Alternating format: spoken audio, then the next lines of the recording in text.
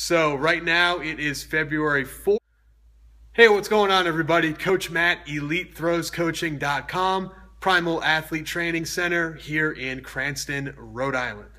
We've been getting a lot of questions. I got a question today from somebody who is wondering about peaking, specifically what he should do in order to ensure that his athletes peak for the right time of year. There's a few things that you can do. First and foremost, if you want a good in-season training book that lays it all out there for you, the Ultimate In-Season ebook that I sell on the Elite Throws Coaching website is phenomenal. It's a book that I wrote a couple of years ago. It lays everything out for you. We also have the online team, which is also on the Elite Throws Coaching website. The online team, basically right now we are in that time of year where we are going to peak for the end of February. So if you are part of the online team, you're going to get the blueprint of how to do this. Peaking is not something that you do, based around a few weeks. You have to plan to peak at the beginning of your season. So if you are outdoor track only and your season starts the first week of March and your season ends the last week of May, you don't start thinking about peaking in the middle of May. You have to start thinking about peaking the first day of practice in March. That's your goal. So everything leading up to that point, everything that leads up to that peak is just as important as the week or two before you're scheduled to peak. Oftentimes you've heard me explain that an athlete is like a cake. So there are many different ingredients that go into making an athlete, just like there are different ingredients that go into making a cake. So when you go and you buy cake mix from the store, it's going to say, take this entire package of cake mix and add to it this many eggs, this much milk or water, this much vanilla, this much chocolate chips, this much, oil, whatever that you are supposed to put into that cake. Then it says, preheat the oven to this many degrees. Bake the cake in this size pan and put it in the oven for this many minutes. It spells it out for you step by step. More than likely, what you've been doing during the season is you've just been throwing ingredients at your throwers.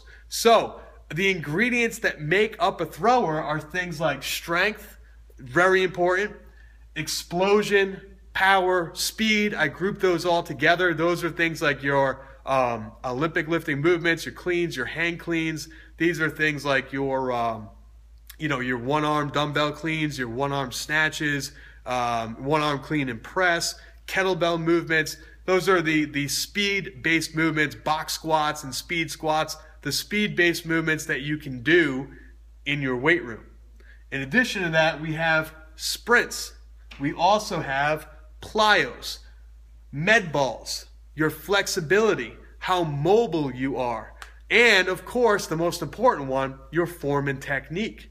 So you have got to throw those ingredients, mix those ingredients together to get a really good thrower. The problem is, me being here, I have no idea what ingredients you've given to your thrower. Now, generally speaking, the last couple of weeks of the season, you want to start cutting back on the amount of weight that's on the bar, the amount of sets and reps that you're doing, the amount of medicine ball throws that you're doing, the weight of the medicine ball. You want to start to back down from what you've been doing so that the athlete's energy gets built up, so that their body is moving faster, so that their weight on their back, the weight on the bench is moving faster. You want them to get as explosive and as ballistic as possible. Problem is, without knowing what they've been doing in the beginning of the season, it's very hard to back off at the end of the season. You need to track it. You need to have it planned out. You need to have that pre-packaged workout all set up for them starting on day one. But the God's honest truth answer is, I have no idea how to peak you out there at your school in whatever state that you live in, because I have no idea what you've been doing throughout the season. I don't know if practice got canceled for a week because of snow. I don't know if, you missed a bunch of days of practice because you were sick. I don't know these things. So personally, I can't tell you what to do. I can just generally say, start backing off about 3 to 4 weeks before your season. Start going a little bit lighter and lighter, less and less work. The energy stores and the speed will start to increase, and your athletes will hopefully be in a great spot where they can PR at the big meet, at the championship meet. All right, so hopefully this helps you out. I know I went a little bit long, I rambled a little bit, but I really wanted to get that point across. Peaking is not about what you do at the end of the season. Peaking is about what you've done the entire season. So make sure your entire season is set up in the correct way that you can peak. All right, guys, thanks so much for the question. Keep them coming in. Make sure to check out EliteThrowsCoaching.com. Get some more resources and some more information to help you out and help out your team.